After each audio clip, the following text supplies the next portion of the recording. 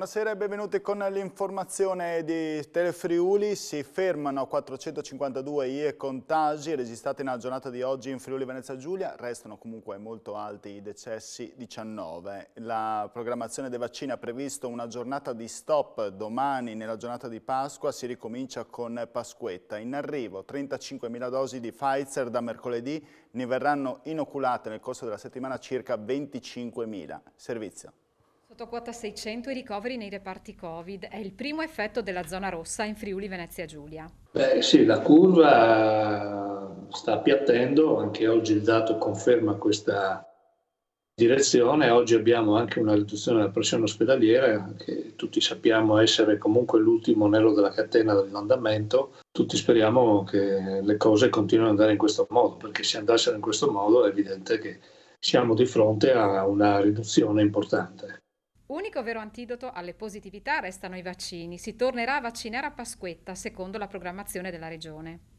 Ma noi abbiamo organizzato la settimana in funzione di quello che è la disponibilità dei vaccini. Quindi noi abbiamo una disponibilità che ci consente di lavorare tutta la settimana, anche se questo deve essere confermato rispetto alla consegna dei Pfizer in settimana. Quindi facendo questo lavoro abbiamo deciso di far passare al personale sanitario la Pasqua con le loro famiglie. Per una decisa sterzata nella fornitura bisognerà attendere metà aprile. Allora, guardi, noi tendiamo un obiettivo di circa 10.000 vaccini al giorno, qualora li avremo anche con tutte le soluzioni che stiamo mettendo a punto. Al momento stiamo viaggiando tra i 6 e i 7.000 vaccini. 35.000 intanto le dosi di Pfizer in arrivo mercoledì 6 aprile. Dovrebbero arrivare circa 35.000 dosi che ci consentirebbero di chiudere questa settimana e di iniziare la prossima. Quindi se io faccio un calcolo, secondo me in questa settimana noi dovremmo farne, perché a cavallo, no? Una settimana con l'altra, questa settimana dovremmo riuscire a inocularne intorno a 25.000.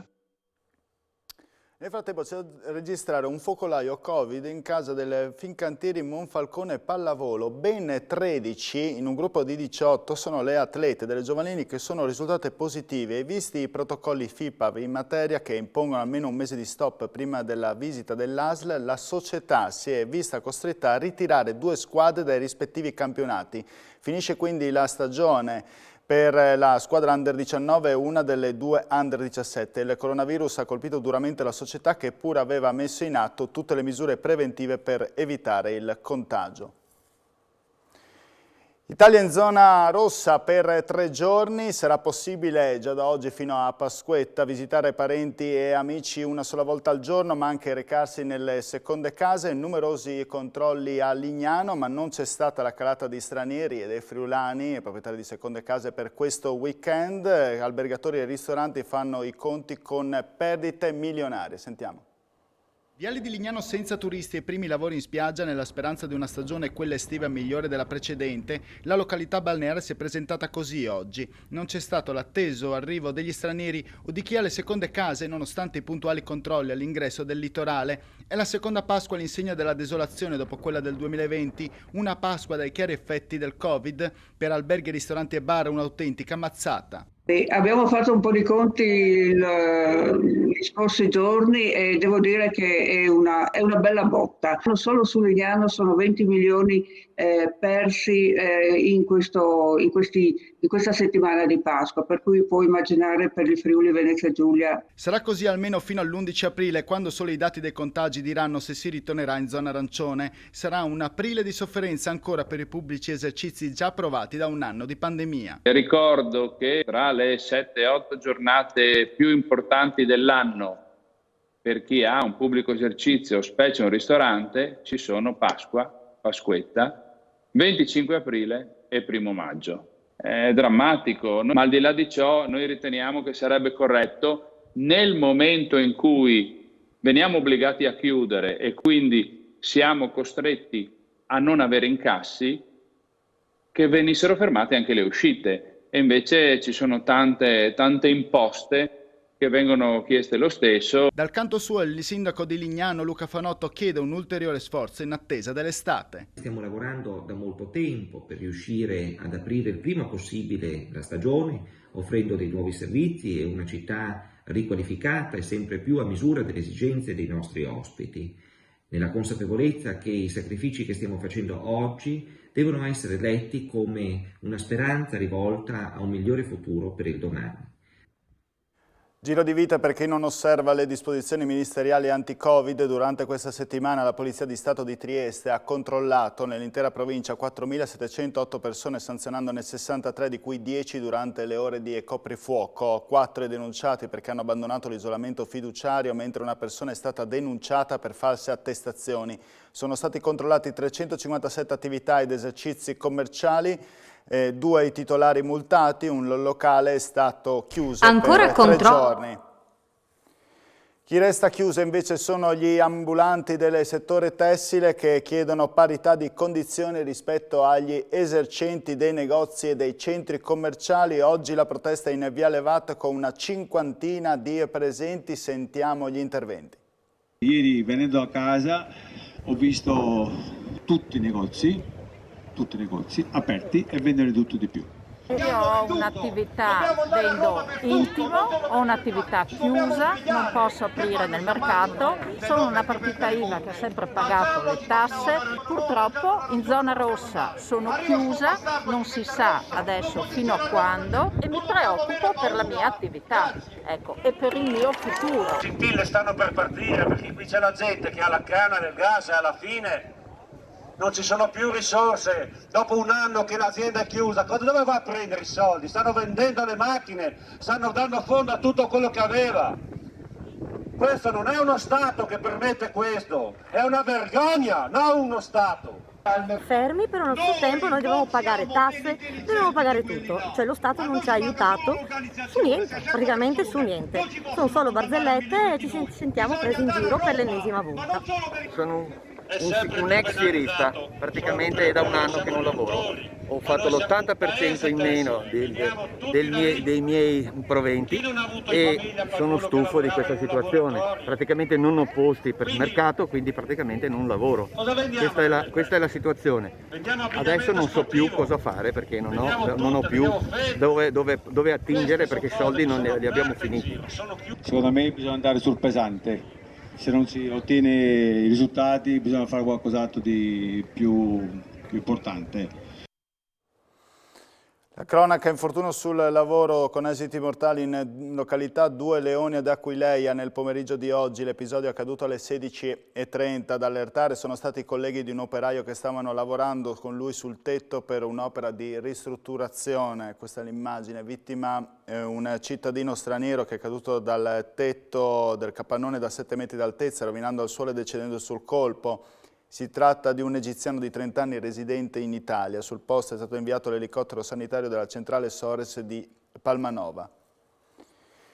Pompieri, uomini del Corpo Forestale regionale e volontari dell'antincendio boschivo della Protezione Civile del Friuli Venezia Giulia ancora in azione a Tolmezzo per far fronte all'incendio boschivo che da ieri pomeriggio divampa nella zona di Pessibus tra Tolmezzo e Amaro. Alle operazioni di bonifica stanno partecipando 2 elicotteri regionali e 2 Canadair del Corpo Nazionale dei Vigili del Fuoco. Stamattina il sindaco Brollo ha effettuato un sopralluogo con la collega Laura Zanella, prima cittadina di Amaro, il vicepresidente Riccardi, l'assessore Zannir e il direttore della Protezione Civile Aristei. Da ieri sera è stato bloccato il fronte che puntava verso l'ex polveriera e Tolmezzo, spiega Brollo. Ora resta attivo il rogo sul versante sud-est verso Amaro. Il 3 aprile del 1077 nasceva lo Stato patriarcale friulano e per questa ragione oggi, 944 anni dopo, si celebra la Fiesta delle Patrie dal Friul. Udine avrebbe dovuto ospitare i festeggiamenti l'11 aprile, ma a causa della pandemia tutto è stato rimandato a settembre. Il sindaco Fontanini ha comunque voluto lanciare un augurio, un messaggio dal Salone del Parlamento del Castello. Uno speciale dedicato alla festa andrà in onda questa sera alle 20:30 su Telefriuli. Sentiamo.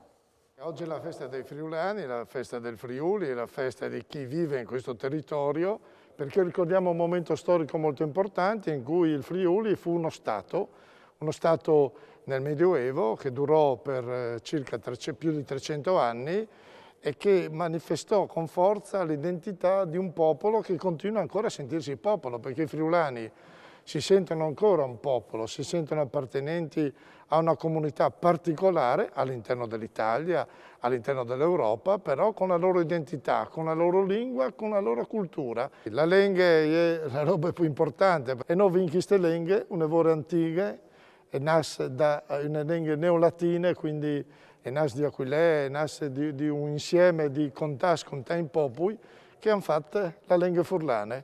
La lingua di un popolo che è protagonista dal 2021 in te storie dell'umanità. Appuntamento a settembre perché abbiamo rinviato le celebrazioni con la presenza delle persone, della gente, del popolo friulano, quindi a settembre ci rivediamo ancora qui a Udine, capitale del Friuli. Chiudiamo con lo sport. L'Udinese ha ripreso il campionato con una sconfitta. A Bergamo vince l'Atalanta per 3-2. I bianconeri dimezzano 2 volte il doppio svantaggio, ci provano nel finale ma non riescono ad agguantare un punto. Nerazzurri a segno con Muriel, doppietta e Zapata. Per l'Udinese partita con Braff e Okaka in attacco, sono andati a segno Pereira e Larsen. Sentiamo mister Gotti. Sull'inizio dei 2 tempi l'Atalanta è riuscita a mettere in campo grande forza, grande qualità davanti, le idee della squadra, le idee di gioco, insomma all'inizio dei 2 tempi ha dato grande pressione alla partita, poi in tutte e 2 le frazioni gradualmente siamo riusciti a cambiare un po' il corso delle cose. Di fatto, come dice lei, abbiamo cercato di rimanere attaccati al match, di vedere se riuscivamo a fare qualcosa di più. È da sottolineare anche questo fatto che poi l'Atalanta comunque con il minimo vantaggio sia riuscita a rischiare poco anche nel finale. Abbiamo cercato di fare quello che potevamo fare, normalmente riusciamo a fare delle cose meglio di oggi, ma va dato merito alla grande forza degli avversari. E dopo la sconfitta di ieri contro il Brescia, il presidente del Pordenone Lovisa ha esonerato Tesser, il tecnico della storica cavalcata verso la B, squadra affidata a Maurizio Domizzi. Una scelta difficile e dolorosa ma necessaria, ha commentato Lovisa. Ora per i giocatori non ci sono più alibi. Sentiamolo. Si sappia anche il rapporto che c'era, anche personale, però essendo quasi tutti i giorni al campo, avendo la percezione vera anche durante la settimana dei ragazzi, credo che sia, devo dire che veramente ultimamente eravamo in difficoltà generale, ma proprio per questo credo che ho visto i ragazzi nell'ultimo periodo che non avevano reazioni, abbiamo dovuto fare questa scelta, insomma, il rapporto con Tesser sarebbe terminato il 30 di giugno, voglio dire, no? Quindi, perché noi avevamo già pensato a quello che era il dopo e al di là dei risultati, perché facciamo scelte che vanno poi al di là dei risultati anche un po' in funzione di quello che pensiamo di fare il calcio nei prossimi anni. Quindi lui era uno dei profili che probabilmente avevamo scelto, perché lui è un anno che con noi con la Primavera sta facendo molto bene.